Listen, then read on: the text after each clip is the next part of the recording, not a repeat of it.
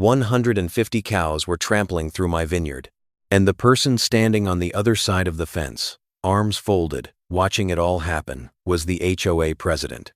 I still remember that morning clearly. The air was cold. The sun had only just started to rise behind the eastern hills. I drove my old pickup truck down the familiar dirt road that led into my vineyard. I had driven that road almost every day for more than 30 years. But that morning, something felt wrong. Before I saw anything, I heard the sound. Not the wind brushing through the vines. Not birds. It was heavy breathing, hooves pounding against the ground, grass being torn and chewed. A lot of it. I stopped the truck. A chill ran down my spine. I opened the door and stepped out. And then I saw them. Cows. Everywhere. 150 cows pouring into the rows of grapevines. Animals weighing nearly a ton each, stomping on the vines, knocking down wooden posts, crushing the purple grape clusters that were just weeks away from harvest. One cow stepped directly onto a row of vines I had cared for nearly 10 years. Wood snapped. Vines tore loose. I stood there frozen. Every row in that vineyard had its own story. Some vines I planted when my daughter was still in high school. Some I planted after my wife passed away, just to give myself something to stay busy with. And now, all of it was being crushed beneath hooves. I ran toward the gate, and that was when I saw her. Karen. Her real name was Melissa Harper, but around here, nobody called her that anymore. To everyone in the area, she was simply Karen, the president of the Silver Creek Estates HOA. She stood on the other side of the newly installed iron fence, wearing a sport jacket, arms folded across her chest, oversized sunglasses covering most of her face. But I could still see the slight smile at the corner of her mouth. She was not surprised, not panicked. She just stood there, watching 150 cows destroy my vineyard like she was watching a movie. I walked closer to the fence. "Melissa," I said, trying to keep my voice as calm as possible. "Your gate is open." She tilted her head and pretended to look around. "Really?" she said. "I thought maybe your fence just wasn't strong enough." Another cow slammed into a row of vines behind me. A wooden post burst out of the soil. Another harvest. Gone. I looked straight into her eyes. "I have lived on this land for more than 30 years. I have seen drought. I have seen storms. I have watched entire crops die from frost. But never, not once, have I seen 150 cows appear inside my vineyard at 6 in the morning, unless someone let them in." Melissa shrugged. "Maybe you should fix your fence." She turned and walked back toward the HOA golf cart parked on the internal road. I stood there for a few more seconds, looking across my vineyard, rows of crushed vines, grapes smashed into the dirt, a cow calmly chewing leaves right in front of me. I took a slow breath. Then I pulled out my phone. Not to call Melissa, not to call the HOA. I called my lawyer, because there was something Melissa Harper had never bothered to learn about me. To her, I was just a 70-year-old man living alone on an old farm, a slow farmer with an old pickup truck and mud on his boots. Someone she thought she could bully. But there was something she did not know. Before I planted the very first grapevine on this land, I spent more than 20 years working as an agricultural litigation attorney for the state, and I understand property law. I understand civil liability, and I understand exactly how one stupid mistake can bankrupt an entire HOA. I looked across my vineyard one more time. 150 cows were still tearing everything apart. Then I looked back toward the road where Melissa had just driven away, and for the first time that morning, I smiled, because if she thought this was her victory, she was about to learn a very expensive lesson. Not from me, but from the law itself. That neighborhood used to be an open field, and if things had stayed the way they once were, there would never have been a Karen standing on the other side of my fence watching 150 cows destroy my vineyard. 30 years ago, that place was nothing but empty land. Grass grew up to your knees. In the spring, the field turned yellow with wildflowers. In the summer, it dried out under the blazing sun. When my father was still alive, he would sometimes walk with me to the edge of the farm and tell me that one day this land would change. But he never imagined it would change like this. My family's farm has been here since 1978. Back then I was young, not long out of the military. My father and I bought this land together and started small, just a few rows of grapevines, setting each wooden post by hand, stretching every strand of wire under the hot summer sun. Years passed, and the vineyard grew. Straight rows of vines stretched across the hillside. Every autumn, the whole valley smelled of ripe grapes. The people living around here got used to that. Until Silver Creek Estates showed up. About 5 years ago, a real estate company from the city bought the field east of my land. Within a few months, the bulldozers arrived. Grass was flattened, asphalt roads appeared. Large houses started rising up almost overnight. At first, I did not pay much attention. I had seen this happen in many places. Cities expand. Farms slowly move back. It is a familiar cycle. The first families who moved in were friendly enough. They walked their dogs past the farm and waved when they saw me. A few even bought grapes directly from me every fall. Then Melissa Harper moved in. She arrived in the summer, driving a shiny white SUV with California plates. Her house sat on the southern corner of the HOA neighborhood, right along the fence line of my farm. By the first week, I already knew she did not like the farm. One afternoon I was fixing part of the irrigation system when she walked up to the fence and called out, "Do you realize that smell is drifting straight into the neighborhood?" I looked up. The smell she was talking about was just soil and organic fertilizer, the same smell every farm has. I just smiled. "This is a farm," I said.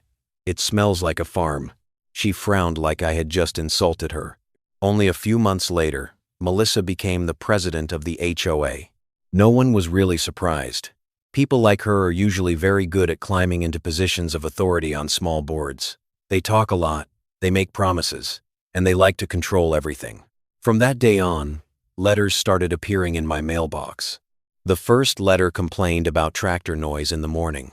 The second said flies from the farm were getting into the neighborhood. The third letter was almost 3 pages long, claiming that my farm was lowering the property values of Silver Creek Estates. I read every single one. Then I put them in an old box in the shed. Because the state law was very clear. My farm existed here long before that HOA was built. That meant under the right to farm law, they could not force me to change how the farm operates. But Melissa did not care about the law. She started calling the county inspectors. One morning, a code enforcement vehicle showed up at the farm gate. The inspector walked around for a while, checked permits, and eventually shook my hand. "Your farm is completely legal," he said. I was not surprised. But Melissa did not stop. On the Silver Creek Facebook group, she began posting almost every week. Pictures of flies, videos of my tractor driving across the field at sunrise.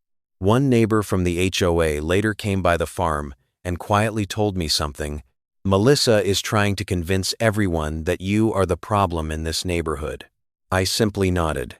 Over the course of my life, I have met many people like Melissa Harper, people who believe that if they speak loudly enough, if they apply enough pressure, eventually they will win. But there was one thing Melissa did not understand. This farm is not just land. It is my family's history. And if she thought a few letters from the HOA would make me give up, then she had no idea who she was dealing with. Just like that morning, when 150 cows walked into my vineyard, Melissa thought I was just an old farmer. But she was about to find out that the man standing in front of her had spent 20 years of his life inside a courtroom. The first letter from the HOA arrived on a Monday morning. It was not a request, it was a warning. The envelope was thick and white, with the Silver Creek Estates HOA logo printed boldly in the corner. I opened it right there on the wooden steps of my front porch. Inside were 3 printed pages. The first line was very clear. "Your farm is creating a negative impact on the residential community." I read every line slowly. According to the letter, my tractor was too loud in the morning. Flies from the farm were entering the neighborhood, and the smell from organic fertilizer was making residents uncomfortable. Near the end of the letter, there was a line that was almost funny. "The HOA requests that you implement the necessary measures to reduce agricultural activities that cause nuisance."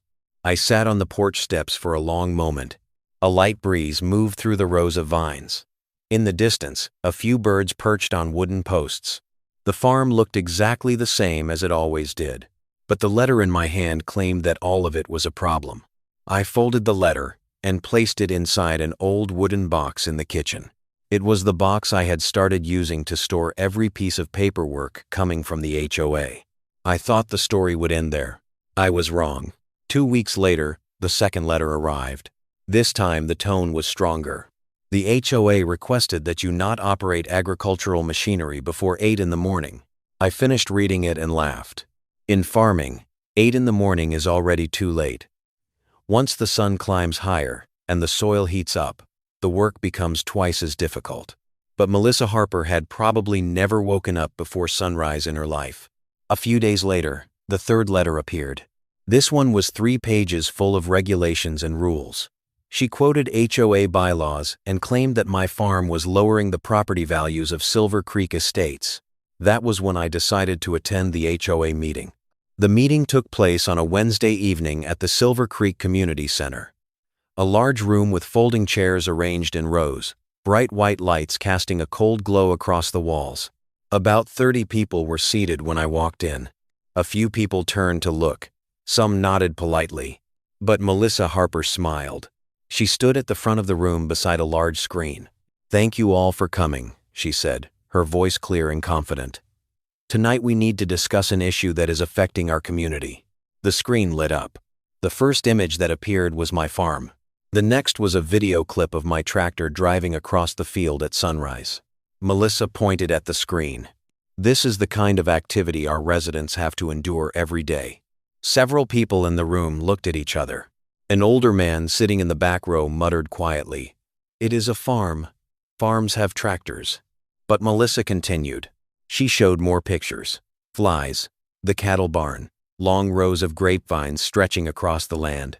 Everything was presented as if my farm were some kind of environmental disaster. Then she said it.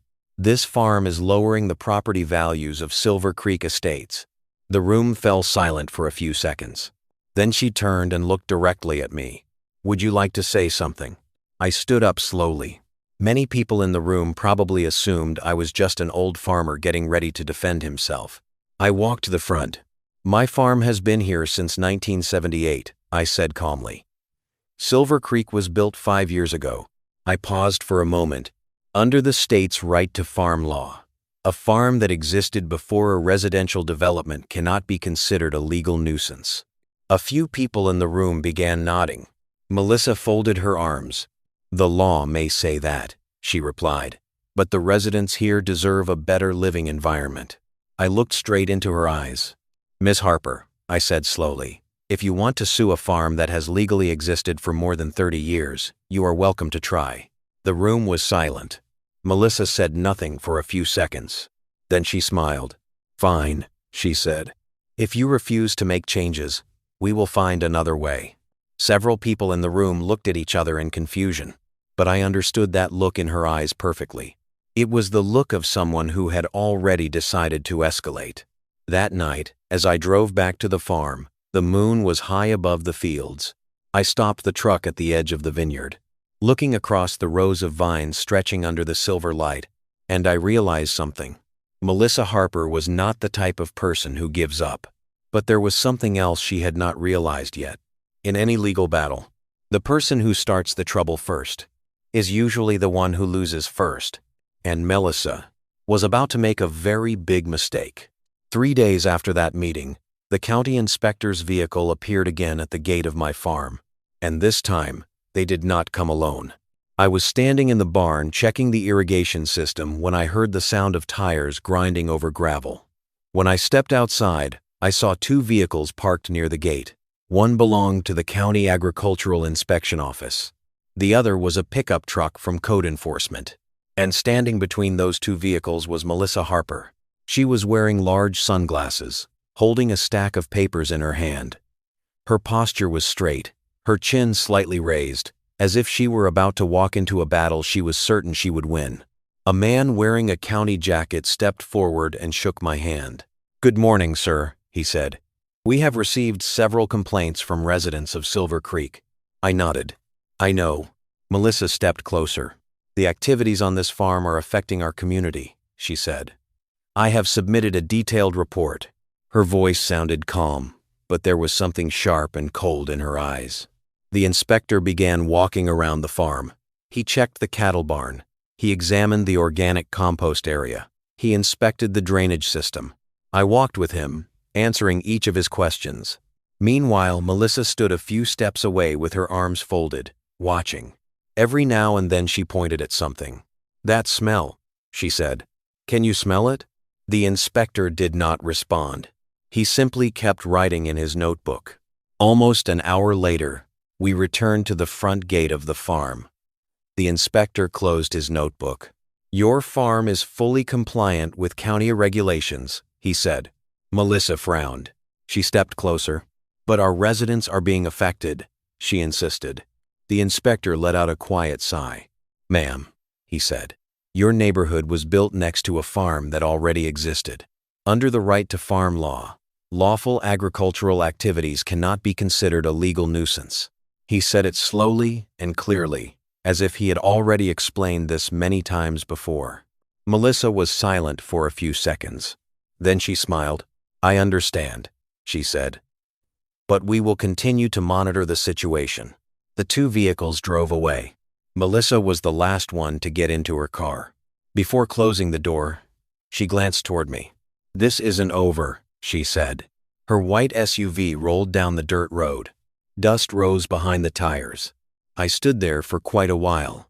During my 20 years as an agricultural litigation attorney, I have faced many kinds of opponents. Some were angry, some were aggressive, some tried to negotiate, but the most dangerous ones were always the people who smiled when they lost. A few days later, a neighbor from Silver Creek stopped by the farm. His name was Daniel, somewhere in his early 60s, recently retired. He looked around the vineyard and spoke quietly. "She is trying to find another way." I was not surprised. Daniel told me that Melissa had been organizing small meetings with residents. She was telling them that my farm was lowering their property values, that the HOA needed to take stronger action. Some people in the neighborhood did not agree, but Melissa was very good at persuading people. He shook his head. "Some folks have started calling this whole thing the Karen story of our neighborhood." I smiled slightly. A Karen story. It did sound like one of those strange stories people tell online. But this was not the internet. This was real life. The next week passed quietly. No new letters from the HOA. No inspectors returned. I even started to think that maybe Melissa had given up. Then one morning, while I was walking along the eastern fence line of the farm, I noticed something that made me stop. The iron gate at the corner of the fence was open. Not slightly open. Wide open. I walked closer. The hinge looked twisted. The lock was hanging loose. Cow tracks covered the ground. A lot of them. I looked across the field beyond the fence. That land belonged to another ranch a few miles away. Their cattle sometimes wandered through this area. But this gate was always locked. I closed the gate and tightened the lock. Then I walked back to the barn. I thought it was just an accident. A gate someone forgot to lock. A small mistake. But as I stepped inside the barn, a thought suddenly crossed my mind. The image of Melissa Harper standing by the fence, smiling when the inspector said my farm was completely legal. People like Melissa do not accept defeat easily. They do not stop. They simply look for another way. And sometimes, that way is far more foolish, but also far more dangerous. 2 nights after I locked that gate again, my dog started barking violently close to midnight. Not the usual kind of warning bark. This was constant, tense barking. The kind that makes you think someone is out there. I turned on the porch light. Yellow light spilled across the front yard. The dog was still facing the eastern field, its fur standing on end. I stepped outside. The night wind moved gently through the rows of vines. There was no one there. But something caught my attention. Far away, near the edge of the property by the fence, there was a light. Very faint. Flickering. Like a vehicle light. I stood there watching for a few seconds. Then the light disappeared. Silence. I did not go out to check right away. After many years living here, I have learned one thing. When it is dark, and you do not know who is out there, The best thing to do is wait until morning. The next morning, I drove along the eastern fence line. The gate was still locked, but the ground around it was not. In the soft dirt left by the rain from the previous week, there were fresh tire tracks. 4 wheels. An off-road vehicle. I sat quietly in the truck for a moment, looking at those tracks. They did not come from my farm. They came from the direction of Silver Creek, and they stopped right in front of the gate. I stepped out of the truck, bent down and looked at the lock. It was not broken, but there were signs that it had just been opened. I tightened the lock again. Then I drove back to the house. That same afternoon, I called an old friend. His name was Carl. Carl had worked for the county sheriff's department for nearly 30 years before retiring. After retirement, he started a company installing security systems for farms. Carl arrived late that afternoon. He walked around the farm with me, checking the gates, the entrances, the cattle barns. He did not say much, just nodded now and then. Finally, he said one short sentence. "You need cameras." 2 days later, 4 new cameras were installed along the eastern fence line. One pointed directly at the gate, one faced out toward the field. The other 2 were mounted on tall poles, covering the entire area. Carl connected the system to my phone. "If there is movement at night, you will see it immediately," he said. I thanked him. To be honest, part of me still thought all of this might just be coincidence. Maybe someone had accidentally opened the gate. Maybe a curious kid from the HOA neighborhood. But deep down, I knew. Melissa Harper was not the kind of person who gives up. 3 days after the cameras were installed, I received a call from Daniel, my neighbor from Silver Creek. He sounded uneasy. "I think you should know something," he said.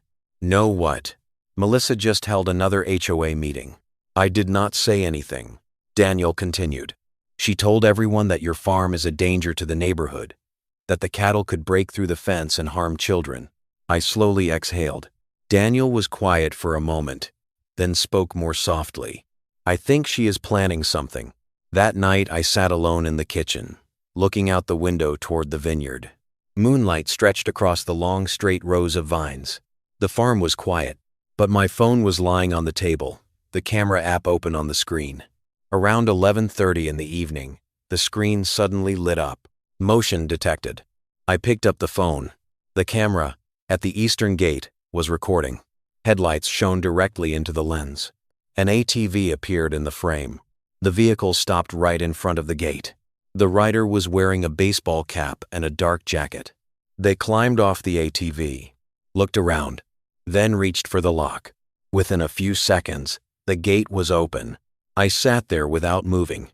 My heart was beating slowly but heavily. The person climbed back onto the ATV, then drove straight across the field on the other side, heading toward the cattle herd of the neighboring ranch. I stared at the screen. A very clear thought formed in my mind. If what I was thinking was correct, someone was about to make one of the biggest legal mistakes I had ever seen. I set the phone down on the table. I did not call the police. I did not drive out there. I just sat there, waiting, because sometimes in life, the best way to win a battle is not to stop it. Sometimes the best way is to let the other person go too far, far enough that there is no way back for them. The next sunrise did not bring peaceful light. It brought the sound of hooves pounding against the ground like thunder. I woke up at 5:30 in the morning, right on schedule as always. 30 years of farming builds habits that are hard to break. Black coffee, an old jacket, boots still carrying dirt from the day before. But the moment I opened the door and stepped onto the porch, I heard that sound. Heavy breathing, hooves striking the ground, wood cracking. Not one cow, not 10, a whole herd. I hurried toward my pickup truck and drove straight down the dirt road leading into the vineyard. The tires slid slightly on the gravel as I turned into the familiar bend. Then the sight appeared in front of me. 150 cows. They flooded across the vineyard like a living wave. Massive bodies pushing through the rows of vines. Hooves crushing into the soil. Vine wires stretching tight before snapping loose. One cow slammed directly into a wooden post. Crack. The post broke. A row of vines tilted downward like soldiers shot down in formation. I stopped the truck in the middle of the road. For a few seconds, I could not move. I have lost many things in my life. I have seen storms tear through this farm. I have lost crops to frost. But this scene was different. This was not nature. This was human hands. A cow stepped on an entire row of vines in front of me. Purple grapes burst beneath its hooves. Grapes that had not even been harvested yet. The season was almost ready. A full year of work, destroyed in minutes. I stepped out of the truck. The cows snorted and breathed heavily all around me. A few of them glanced at me before going back to chewing the grape leaves as if this were nothing more than a pasture. I turned toward the eastern gate. The gate was wide open. The lock hung loose.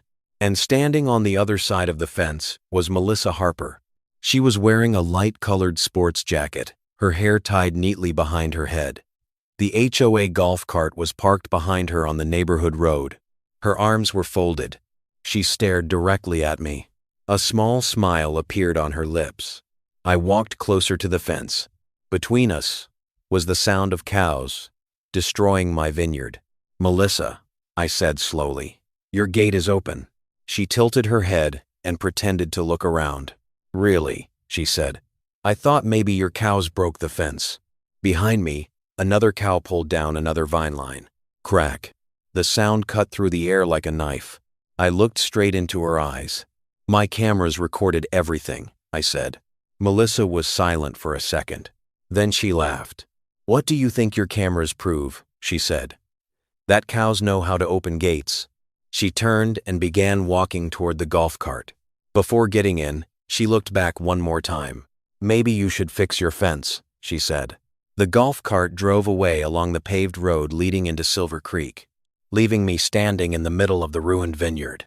150 cows were still trampling everything. I did not shout. I did not curse. I simply stood there, watching, calculating, because inside my head, numbers had already begun to appear. One row of vines usually brings in around $10,000 each season. More than 30 rows were destroyed. The cost of replacing wires, replacing posts, restoring the soil, lost production this year, possibly next year as well. The damage quickly passed $200,000. I pulled out my phone, opened the camera app.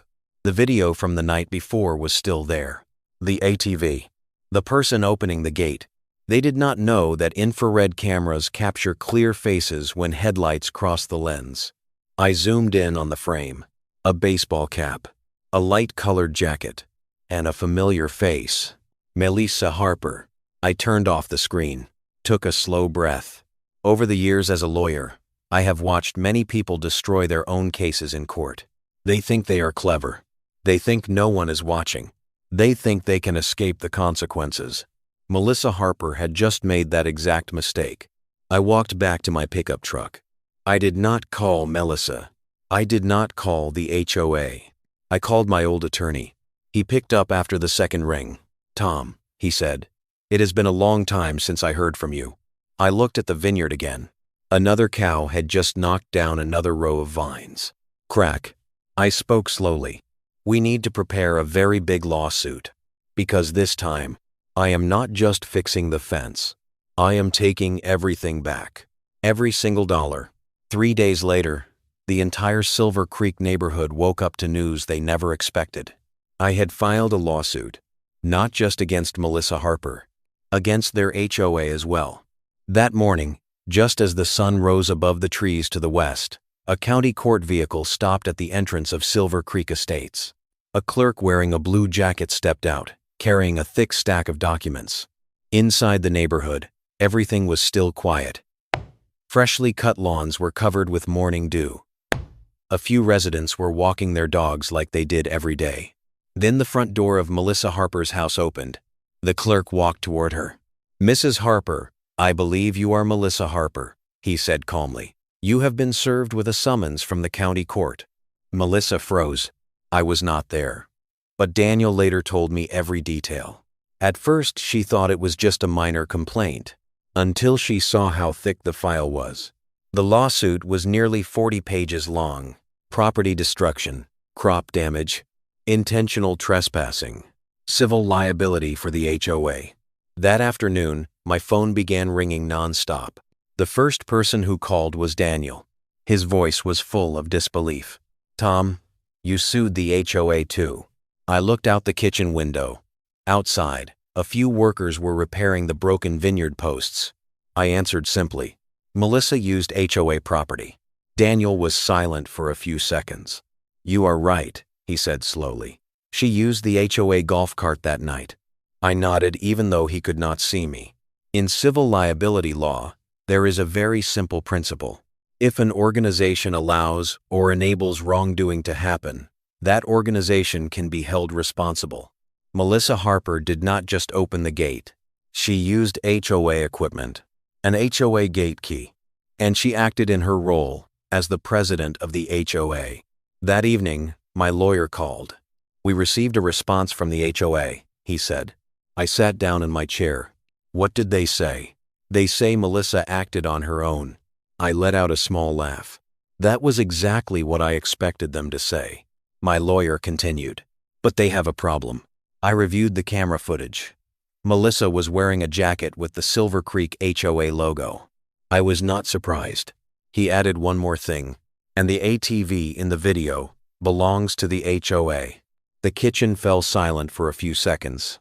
I could easily imagine the chaos now unfolding inside Silver Creek. Some of the residents had probably started realizing what was happening. Daniel called again later that night. His voice was lower this time. "Tom, the HOA meeting just ended." I did not say anything. He sighed. "The entire neighborhood is panicking." "Why?" "They just heard the HOA attorney explain the potential damages." I stood up and walked out onto the porch. The night wind moved through the vineyard that was still being repaired. Daniel continued. "The lawyer said the damages could reach $480,000. I looked toward the rows of broken vines. That number sounded about right. 1 year of production, recovery costs, long-term losses." Daniel continued. "The HOA budget only has about $90,000. I stayed silent. Then he spoke again, almost in a whisper. "The lawyer said if the HOA loses the case, they will have to use the reserve fund." The reserve fund. I knew exactly how much that fund contained. I had read their financial report while preparing the lawsuit. Around $420,000. Daniel exhaled. "People are very angry with Melissa." I asked him, "What did she say?" He let out a dry laugh. "She says you are trying to extort the neighborhood." I shook my head. "No, I am not extorting anyone. I am simply doing what any landowner has the right to do. Protecting my property." Daniel was quiet for a long moment. Then he asked, "Tom, are you really planning to take the entire HOA reserve fund?" I looked out across the vineyard. Crushed vines, broken wooden posts, an entire harvest destroyed. I spoke slowly. "Daniel, I am not taking anything from them." I paused for a second. "I am just letting the law decide. And this time, the law is on my side." On the other side of Silver Creek, Melissa Harper probably still believed this was just a dispute between an HOA and an old farmer. But what she did not understand was this. The real battle was not happening in the vineyard. It was happening in a courtroom, and that was where I had spent 20 years of my life. The first court hearing lasted less than 20 minutes, but it was enough to send the entire Silver Creek neighborhood into panic. That morning, the county courtroom was quiet. An old wooden room with long benches, sunlight coming through the tall windows and stretching across the floor. I sat on the left side with my lawyer. On the other side of the room was Melissa Harper. She wore a gray suit, her hair tied neatly as usual. But today her face no longer carried the same confidence she had when she stood by the fence watching my vineyard being destroyed. Next to her sat 2 lawyers representing the Silver Creek HOA. They looked tense. The judge entered the room. Everyone stood. The hearing began. The HOA lawyer spoke first. He stood up, his voice calm but clear. "Your Honor," he said, "the Silver Creek HOA is not responsible for the personal actions of Miss Melissa Harper. She acted without authorization from the board." Melissa gave a slight nod, as if that had been the plan from the very beginning. Blame the individual. Separate the HOA from the incident. A very common strategy. Then my lawyer stood up. He did not say much. He simply placed a laptop on the table. "Your Honor," he said, "we would like to present video evidence." The large screen in the courtroom lit up. The video from my security camera began to play. The timestamp appeared in the corner of the screen. 11:32 in the evening. An ATV appeared in the frame. The driver stopped in front of the gate. The person stepped off the vehicle. The headlights crossed her face. The entire courtroom fell silent. Melissa Harper. Clear. Unmistakable. But the video did not stop there. The woman in the footage unlocked the gate, climbed back onto the ATV, then drove straight toward the field where the cattle were grazing. 1 minute later, the herd began to move. They ran toward the gate, then poured into the vineyard. The HOA lawyers began whispering to each other. The judge stared carefully at the screen. My lawyer paused the video. Then he turned toward the judge. "The ATV shown in this video," he said, "is property of the Silver Creek HOA. It is used by the HOA president while performing official duties." The lawyer from the other side immediately stood up. "Objection." But the judge raised his hand. "I want to hear the rest," he said. My lawyer continued. "In addition, the gate key used in the video is a key issued by the HOA to the neighborhood management." He paused. "That means this action cannot be considered a purely personal act." The room was silent. Melissa sat stiffly in her chair. For the first time since this entire situation began, I could see real worry in her eyes. The judge reviewed the documents for a moment. Then he said something that stunned the entire HOA side of the room. "The court finds there is sufficient basis to proceed with the case against both the individual defendant and the HOA organization." Melissa turned to look at her lawyers. They said nothing. The hearing ended just a few minutes later. But the consequences of that decision began spreading that very same day. That afternoon, Daniel called me. His voice sounded exhausted. "Tom, everyone in the neighborhood is losing their minds." I was standing in the barn, watching workers continue repairing the damaged rows of vines. "Why?" Daniel sighed. "The HOA attorney just held a meeting with the residents. He said if the court finds the HOA responsible, they may have to pay the full damages." I already knew the number, but Daniel said it anyway. $480,000. He continued. "The HOA operating budget is only around $90,000. I nodded even though he could not see me. Daniel continued, his voice heavy.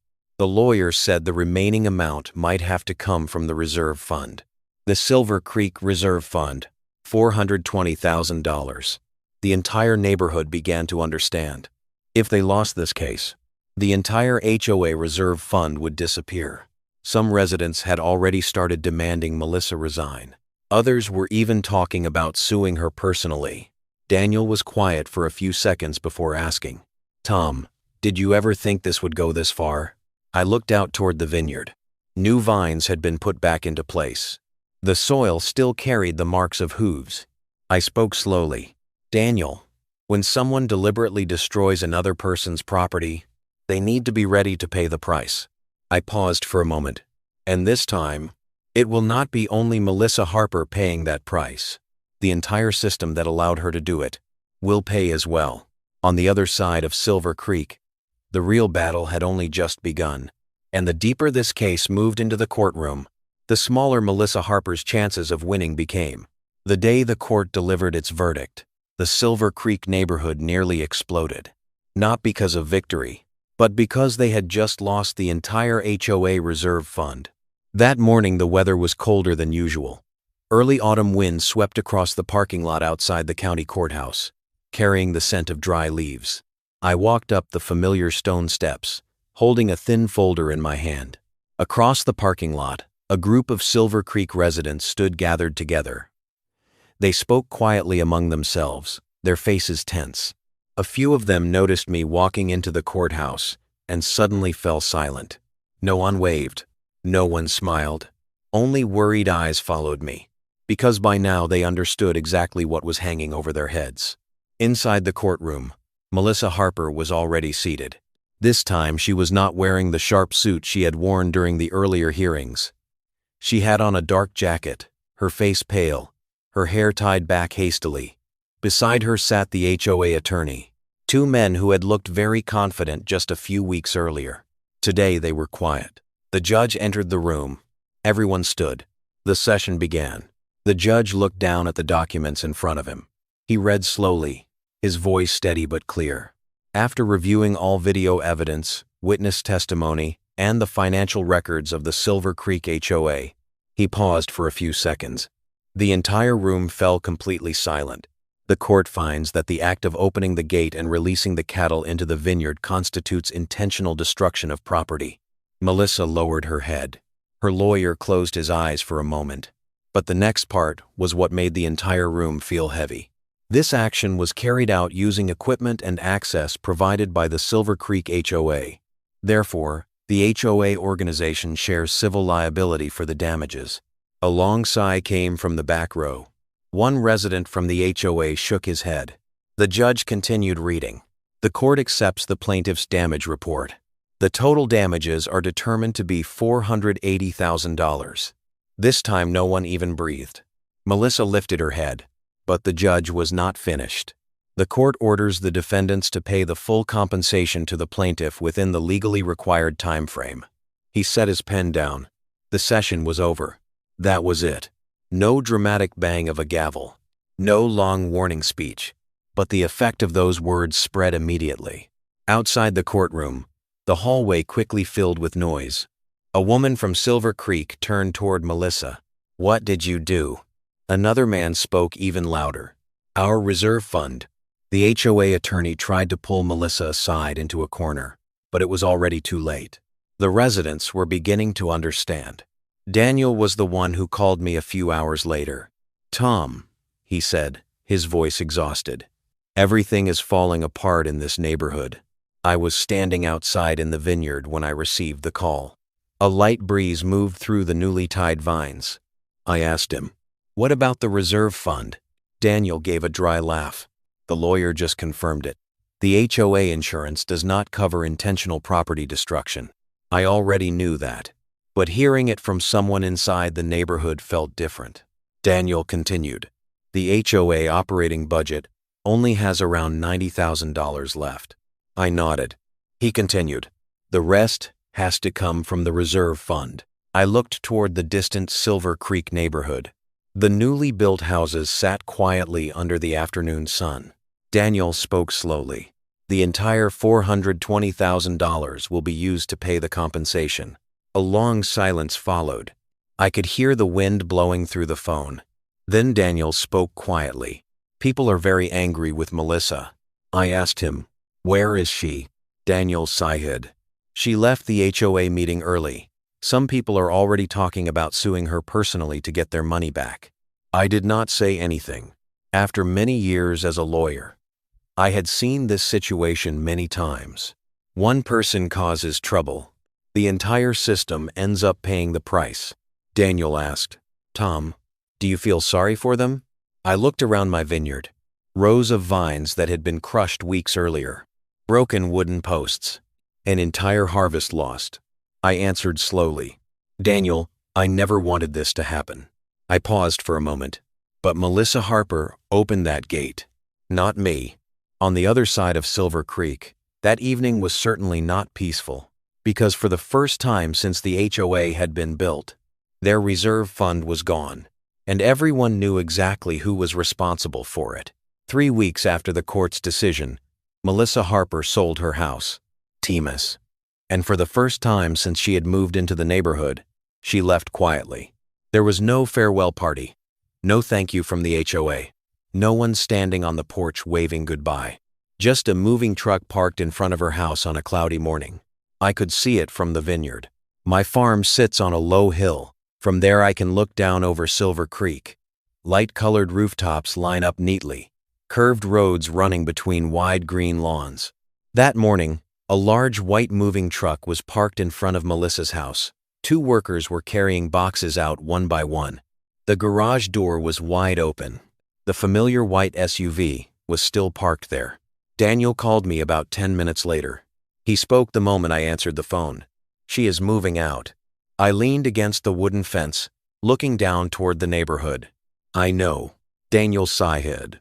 The HOA held a vote last night. The result: Melissa Harper has officially been removed as president of the HOA.